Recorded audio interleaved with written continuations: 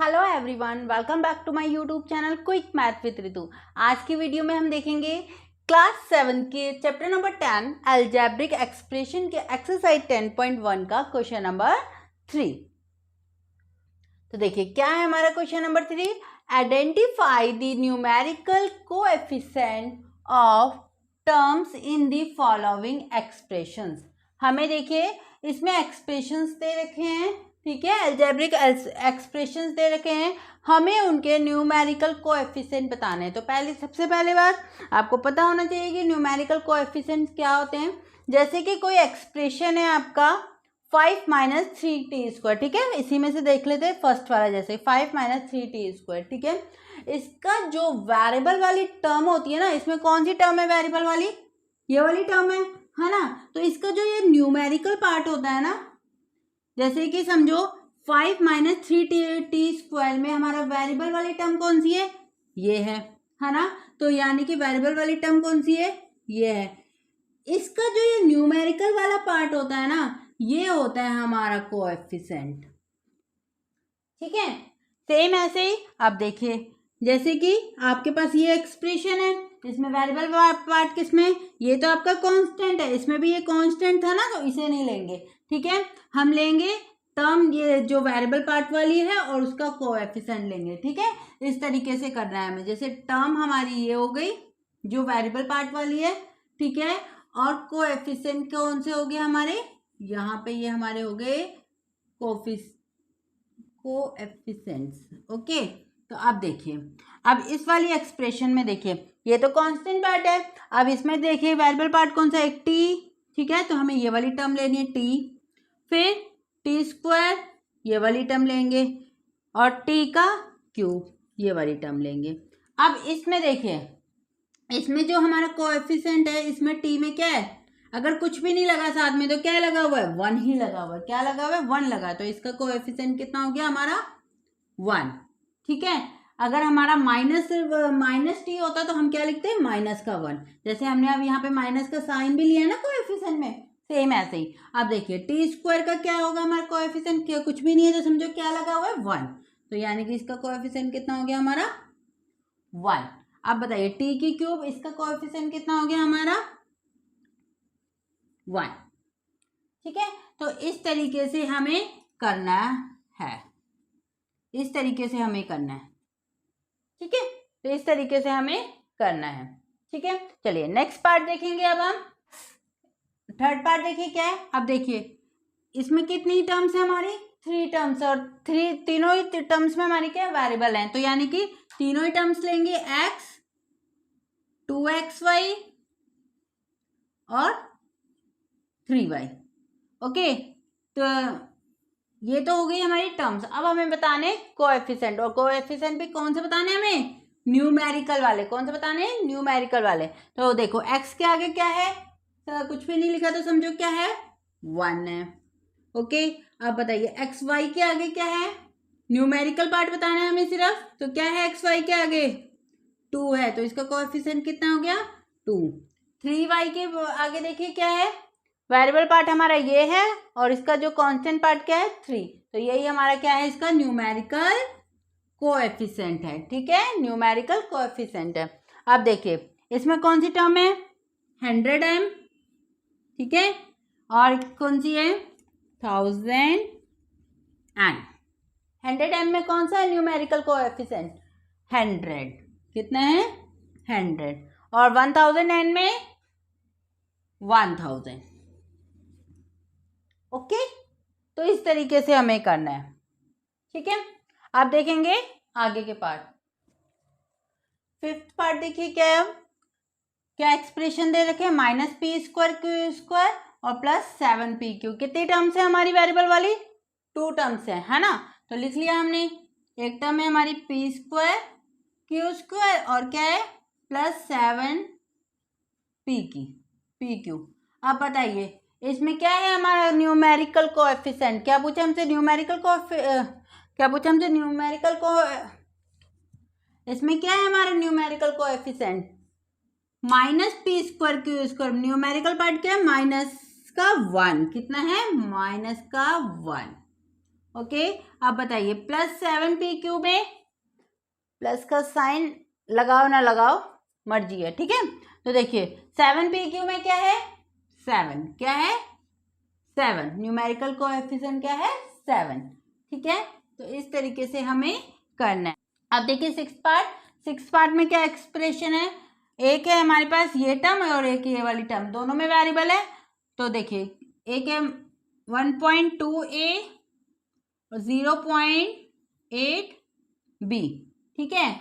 अब बताइए इसमें क्या है हमारा न्यूमेरिकल कोएफिशिएंट 1.2a में क्या है 1.2 और 0.8b में क्या है हमारा न्यूमेरिकल कोएफिशिएंट 0.8, ठीक है।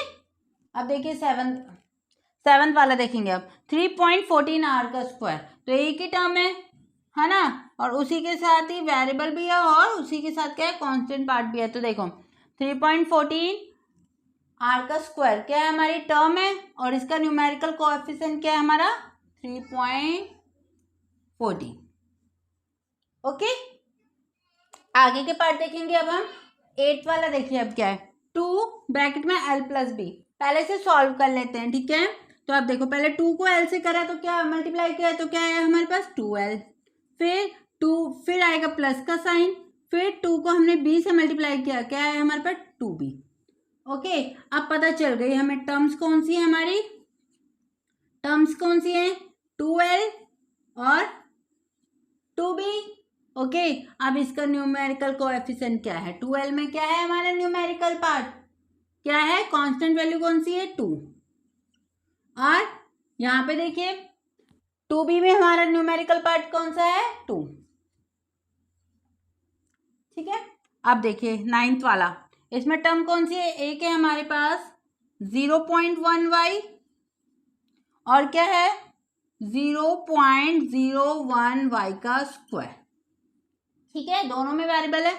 अब इसका न्यूमेरिकल पार्ट क्या है, जो उसका न्यूमेरिकल पार्ट है वही क्या होगा उसका न्यूमेरिकल कोएफिशिएंट। तो 0.1y में क्या है हमारा न्यूमेरिकल पार्ट 0.1, अब 0.01y² में 0.01, ओके।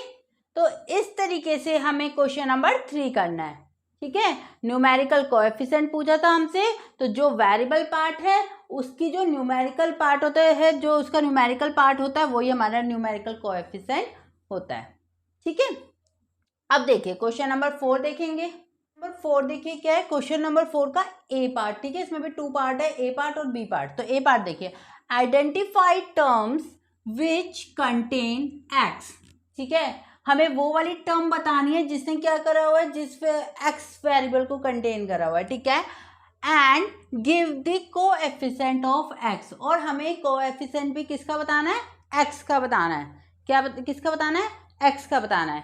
तो देखिए कैसे करेंगे अब हम, तो देखिए जो हमने 3rd क्वेश्चन करा था ना उसमें हमें स्पेशल बोल दिया गया था हमें न्यूमेरिकल पार्ट वाला बताना है, ठीक है। हमें क्या बताना है न्यूमेरिकल पार्ट वाला बताना है।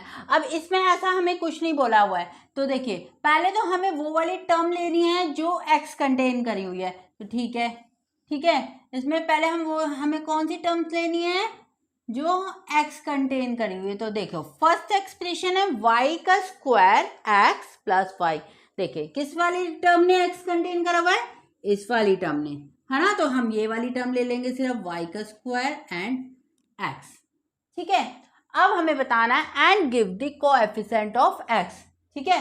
फिर अब इस टर्म में हमें क्या x का कोएफिशिएंट बताना है। तो देखिए x का कोएफिशिएंट क्या होगा y², क्या हो जाएगा y²। तो कोएफिशिएंट क्या हो गया x का, कोएफिशिएंट ऑफ x क्या हो गया y², ठीक है। अब क्या हमें क्योंकि न्यूमेरिकल पार्ट नहीं बोला, अगर न्यूमेरिकल पार्ट बोला होता तब हम लिखते हैं 1, ठीक है। अब हमें पूरा कि x का ही कोएफिशिएंट बताना है, तो x का कोएफिशिएंट हो गया y², ठीक है।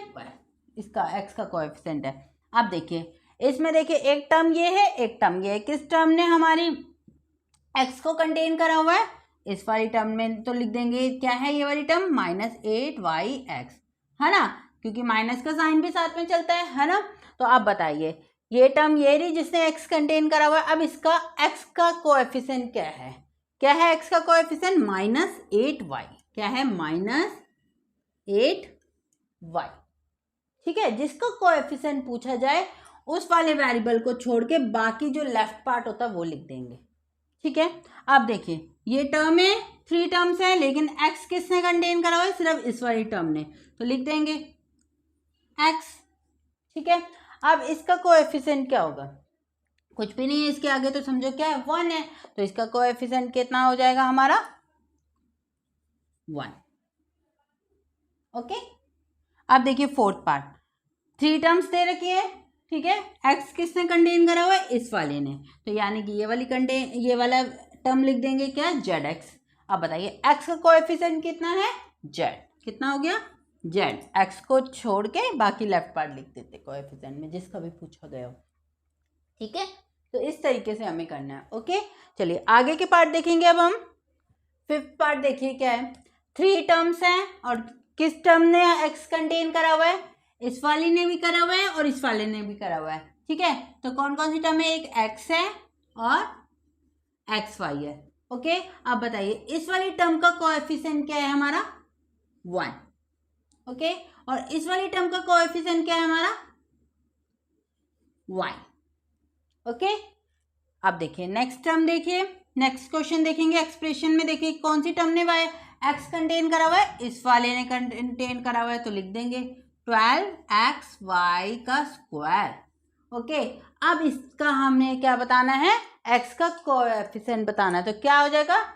12x को छोड़ के बाकी लेफ्ट पार्ट लिख देंगे 12y का स्क्वायर। हमारा क्या हो जाएगा? कोएफिशिएंट।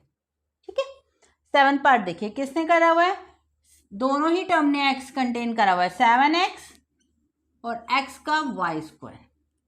अब बताइए इस वाली टर्म में क्या है x का कोएफिशिएंट? ओनली न्यूमेरिकल पार्ट है 7। ओके, और इस वाली टर्म में क्या है हमारा x का कोएफिशिएंट? न्यूमेरिकल भी है और वेरिएबल भी है। न्यूमेरिकल में क्या है? 1 है, उसे लिखो ना लिखो एक बराबर है, तो y का स्क्वायर। इसका क्या है हमारा कोएफिशिएंट? इस वाली टर्म का y का स्क्वायर। ओके, तो ये था हमारा फोर्थ का a पार्ट। अब देखेंगे हम फोर्थ का b पार्ट। अब देखिए क्या है क्वेश्चन नंबर 4 का b पार्ट।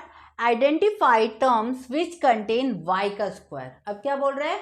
कौन सी टर्म बतानी है जो y का स्क्वायर कंटेन कर रही हो, and give the coefficient of y square, और हमें कोएफिशिएंट भी बताना उसका। ठीक है, सेम वैसे ही है जैसे ये पार्ट है, बस अब हमें बोल दिया गया y के स्क्वायर की। तो देखिए फोर्थ का बी पार्ट देखेंगे। Identify terms which contain y square. अब की क्या कंटेन कर रहा हो? जो टर्म y स्क्वायर कंटेन कर रही हो, and give the coefficient of y square.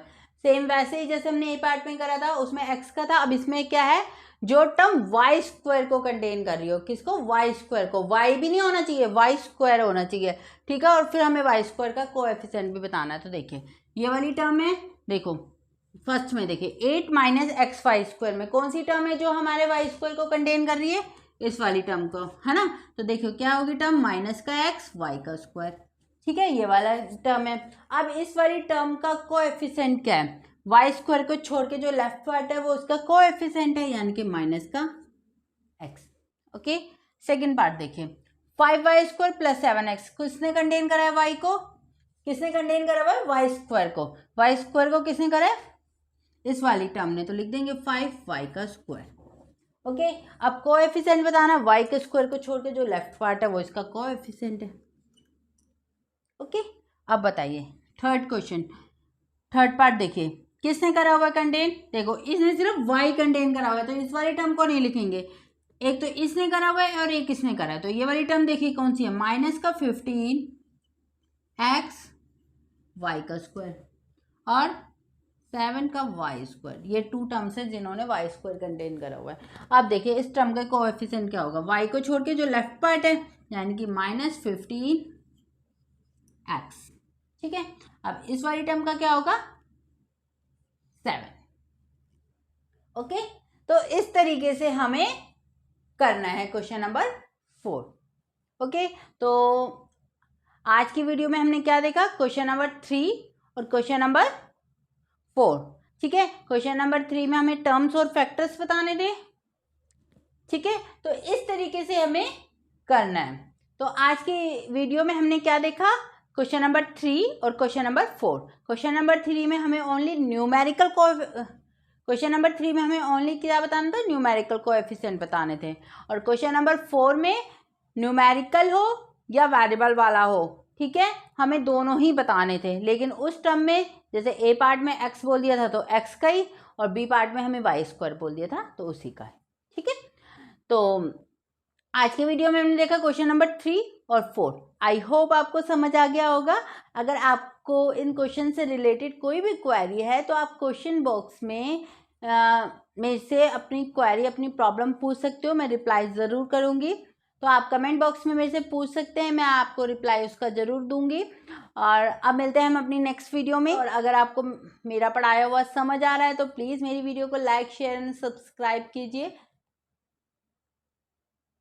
Comment box में ज़रूर दूंगी, ठीक है। अब मिलते हैं हम अपनी नेक्स्ट वीडियो में आगे की क्वेश्चंस के साथ। तब तक के लिए बाय बाय, टेक केयर।